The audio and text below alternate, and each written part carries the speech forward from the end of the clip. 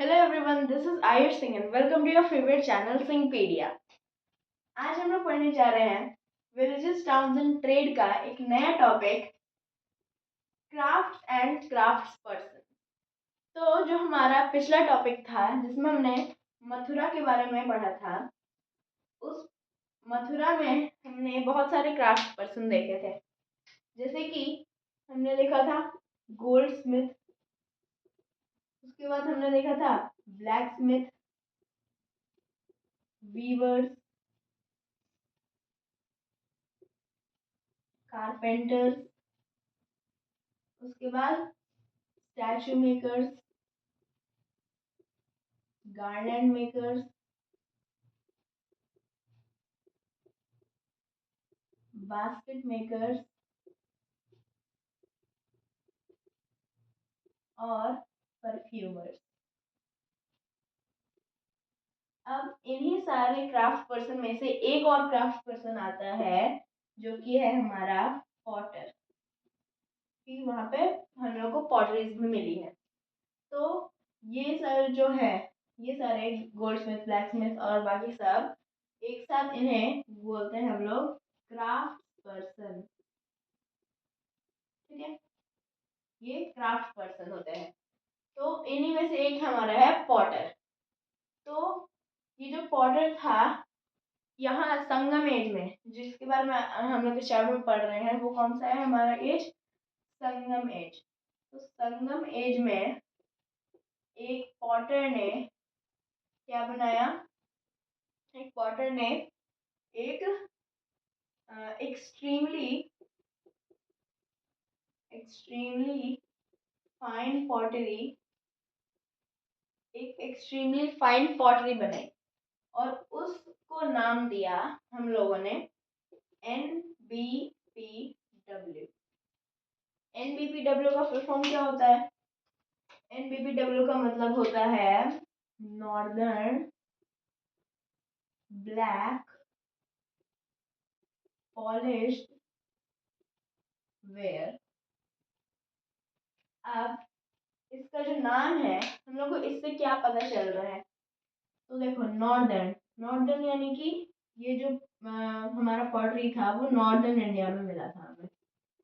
उसके बाद ब्लैक यानी कि ब्लैक कलर का था ये पॉटरी।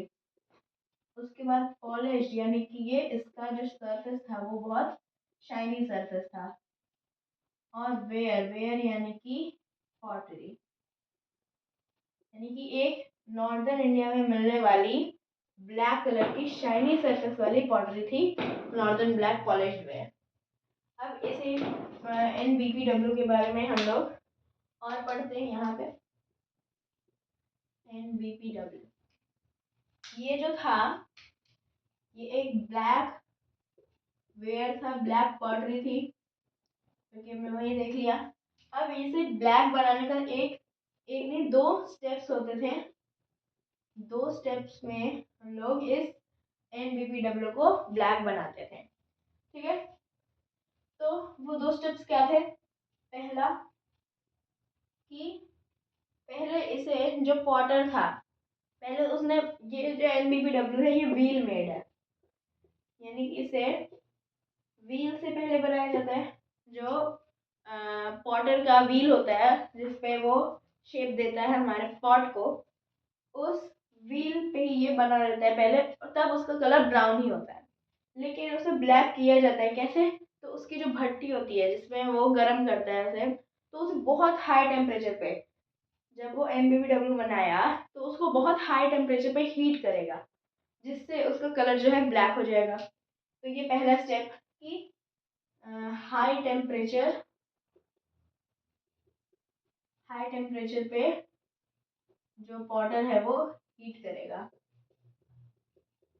कहाँ पे? उसकी भट्टी, यानी कि इन हिज किल्न, किल्न में उसके वो हाई टेम्परेचर की हीटिंग करेगा। और दूसरा स्टेप क्या होता था?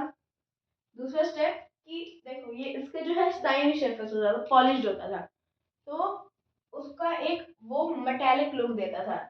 मेटेलिक लुक देने के लिए, ठीक है, मेटेलिक लुक देने के लिए वो क्या करते थे कि उन्हें एक ब्लैक स्लिप लगता था, ठीक है, एक स्लरी होता था ब्लैक कलर का, जिसे वो लोग, जैसे मान लीजिए हमारा पॉट वो है क्या, वेयर, NBPW, वो या तो बोल होगा हमारा या फिर एक प्लेट हो सकता है वो, ठीक है। और ये जो NBPW है वो रिच पीपल ही यूज करते थे उस समय, ठीक है, NBPW का।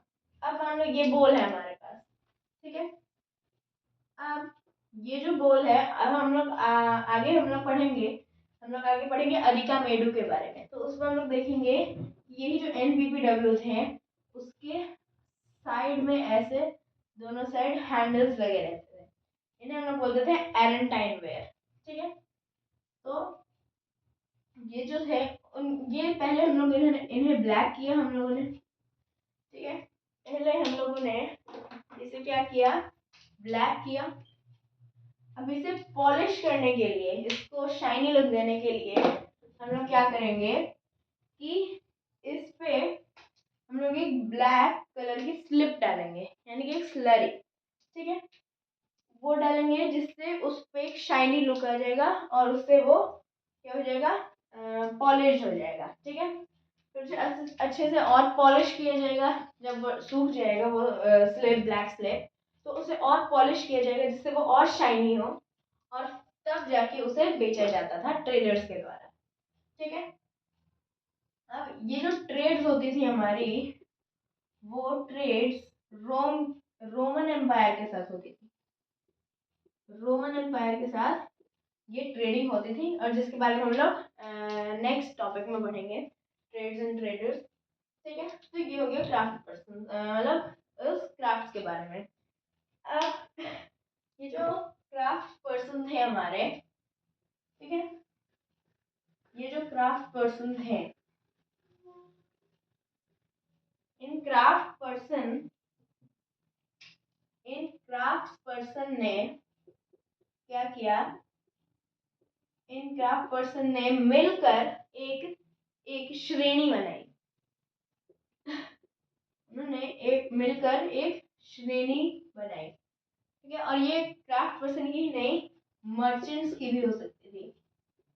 तो मर्चेंट्स की भी श्रेणीज होती थी और क्राफ्ट पर्सन की भी श्रेणीज होती थी, ठीक है। तो जो ये श्रेणीज होती थी उनका काम क्या था, सबसे पहले तो ये लोगों को ट्रेनिंग देते थे, ट्रेनिंग देना होता था पहला इसका काम। उसके बाद दूसरा काम हम लोग इसका क्या देखेंगे कि ये जो था रॉ मटेरियल्स को लाता था, ये श्रेणी जो है रॉ मटेरियल्स को अपने पास लाता था, प्रोक्योर्ड रॉ मटेरियल्स लाता था, और फिर इन रॉ मटेरियल्स से जो फिनिश्ड गुड्स, फिनिश्ड प्रोडक्ट्स बनेंगे उनको फिर वो बेच देते थे। तो उसके बाद सेल्स दी फिनिश्ड प्रोडक्ट्स या फिर गुड्स, ठीक है।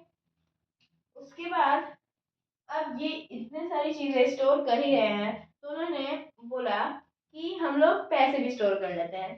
तो वो लोग जो थे, मतलब ये जो श्रेणी थी, वो बैंक्स की तरफ भी सर्व करते थे। अब इन बैंक्स में जो थे रिच मेन एंड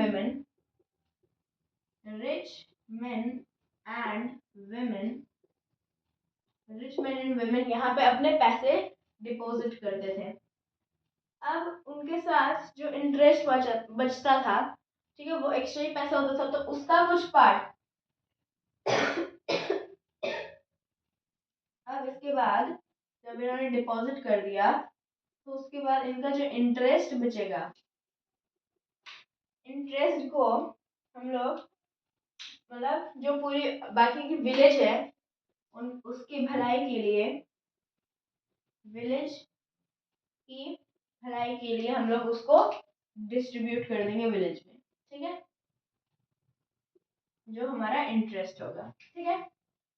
तो ये हो गया क्राफ्ट पर्सन के बारे में। तो हमने क्राफ्ट भी देख लिया, क्राफ्ट पर्सन भी देख लिया। इसका मतलब क्या कि हमारा जो ये टॉपिक था आज का, क्राफ्ट एंड क्राफ्ट पर्सन, ये टॉपिक हो चुका है खत्म।